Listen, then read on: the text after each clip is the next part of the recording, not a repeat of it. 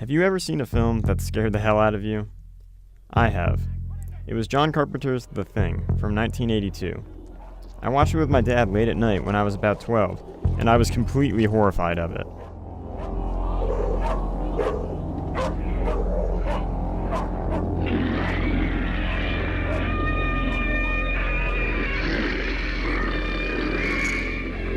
I've always been interested in monsters and horror, but this one really blew my mind.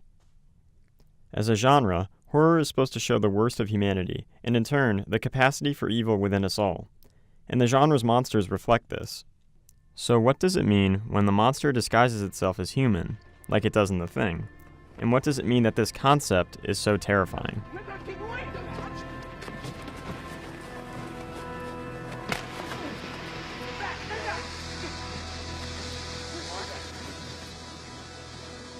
It isn't Benny!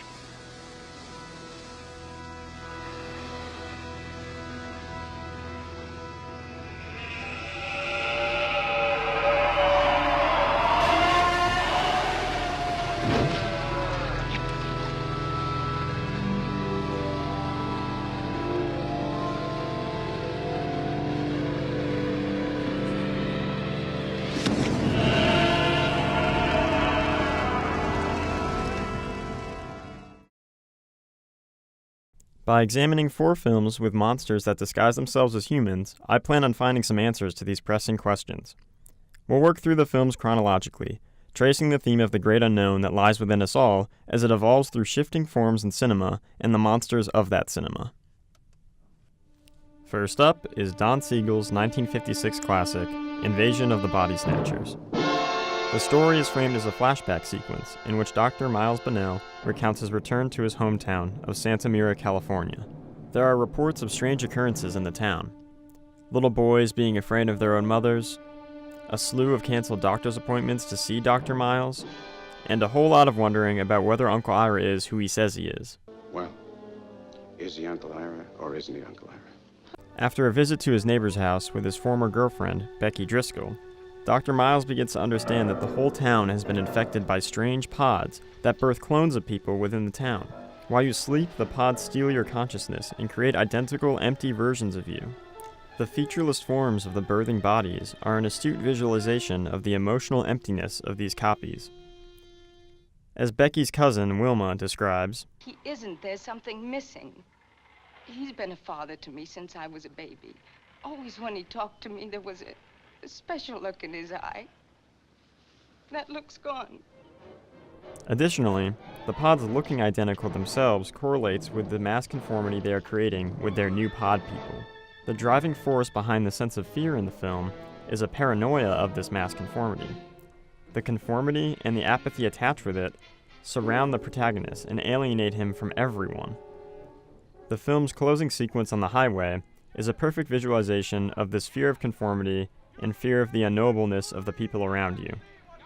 Dr. Miles screams the truth of what he's learned against oncoming traffic and indifferent travelers, whose identities as normal people or pod people are kept purposefully ambiguous. Hey, stop! Pull up, will you? Pull over to the side of the road. I need your help. Something terrible has happened. Come on, you drunk. Get out of the street. Get out of here. Come on.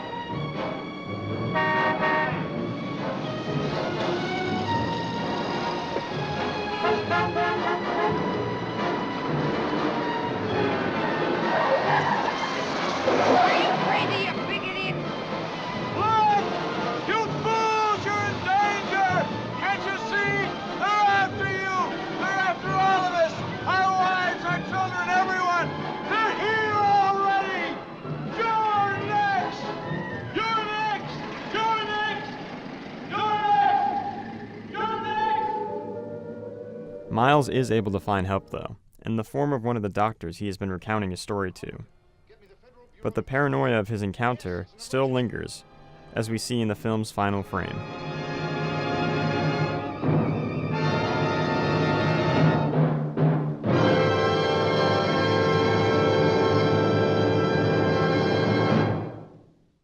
It is also important to note that, unlike some of the later films we will be analyzing, Invasion of the Body Snatchers uses love and the act of kissing as a confirmation of understanding and knowing another person. You're Becky Driscoll. Next up is a film without women entirely and a much darker ending.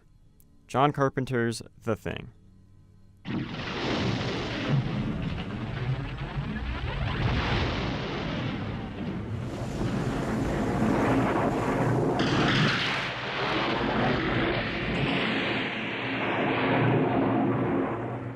The Thing capitalizes on the conventions established by the monsters of Invasion of the Body Snatchers. The monster in this film's goal is still assimilation, but the means by which it achieves this are far more violent, and the paranoia that accompanies this film is also far, far more palpable. After an alien disguised as a dog escapes to an isolated American research base in the Antarctic from Norwegian scientists who know its true danger, the American scientists are slowly taken over by this alien life form. This thread surrounding the paranoia of being infected by the alien life form is woven throughout the entirety of the film. Because of the film's editing, subtle acting, and the script's purposeful ambiguity about what constitutes infection and dead cells, the viewer is constantly led along only to be mistaken or proven overly correct as to who is really a thing and who isn't. The Thing's design reinforces this sense of paranoia and unknowableness. Every time it is revealed in the film, its true form is an amalgam of parts both human and inhuman. It's impossible to fully comprehend, and that's the point. Unlike the monsters of Invasion, the Thing isn't apathetic in its takeover of the human race. It's aggressive. Whereas the Body Snatchers convey a fear of the other purely in the societal sense, the Thing conveys a fear of the other as well as the universe and its inner workings at large. The amalgamous, indefinable monster design and narrative elements of the film support this grander fear of the unknown.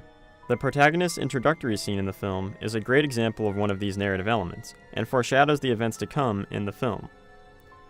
In the scene, MacReady plays chess with a computer, thinks he can win, fails, and then pours his drink into it to blow it up. This mirrors the events of the film. The Thing arrives, Mac and the gang think they can beat it, they can't, and they try to blow up the whole facility to stop the monster. Unfortunately, unlike the computer in MacReady's introduction, the film leaves us with an ambiguous ending as to whether or not the Thing still lives. This enduring sense of doubt and the return of the Thing's unrelenting theme in the score inform us that the battle against the unknown is a constant and unwinnable one. Cheating bitch. Jumping into the early 2010s, we have another film with an astounding synth score and a horrifically dark and beautiful ending. Under the Skin, from director Jonathan Glazer. This one's quite a bit different from the previous two films. We follow Scarlett Johansson's character, an alien, as she hunts down male suitors, lures them to her place, and digests them, leaving nothing but skin. This alien story is one of change, though. After picking up a malformed man, having a short conversation with him, and then beginning to digest him, our protagonist literally reflects upon their actions and the nature of appearances, leading them down a path of self-discovery that ends in truth and death. The truth being the realization of their unknowable self, and the death being caused by another's inability to accept this. The point that Under the Skin is getting at here is that people are horribly afraid of the deeper, truer, but not totally knowable self that resides in each of us. This is revealed through the protagonist's progression through the narrative, but also by the imagery of the film. The protagonist dons the form of a beautiful woman, using its appearance to attract its prey. This is what it knows we, as people and as a society, value. The alien doesn't care what its prey looks like, only that it can consume it, a characteristic emphasized by its discarding of people's skin during the digestion process. This disregard for the importance of appearance is what leads the protagonist to question their own identity and release the malformed man. Far more disturbing than the protagonist's hunting habits, though, is what happens to them when they begin to suspect that there is more to humans than just what lies on the surface. The protagonist finds love, but is unable to have sex, a realization that cements how unfamiliar she is with herself. Additionally, and more frighteningly, the protagonist is raped near the film's conclusion by a stranger in the woods, someone who completely disregards any humanity that might be present underneath the protagonist's skin. Upon learning the protagonist's true form, the stranger kills her out of fear, in a perfect analogy for the film's commentary about people being afraid of deeply knowing each other. The design of the alien is especially important and reflects this theme as well. Its plain, featureless body is indefinable, like those of Body Snatchers, and evokes the same notion of unknowableness. It is also doubly interesting that Scarlett Johansson, a recognizable Hollywood sex symbol, is cast as the protagonist. Combined with its commentary on appearances, this unique casting for a science fiction horror art film invites viewers not to see Scarlett as just an attractive figure, but to question who she really might be, and in turn, bring this curiosity about the inner selves of others into their own lives and relationships. The loneliness caused by society's emphasis on appearances, and the impossibility of knowing a person completely, is conveyed through the many wide shots of the film and its discordant synthetic score as well. All of the films we've examined have vast numbers of different interpretations, most of which are sound in their evidence. And this is as intended. If a monster of a film simply equals a set message or singular fear, it wouldn't be effective as art or very scary. Being able to interpret the story in your own way, with the clues provided, is part of the experience of great horror and great writing in general.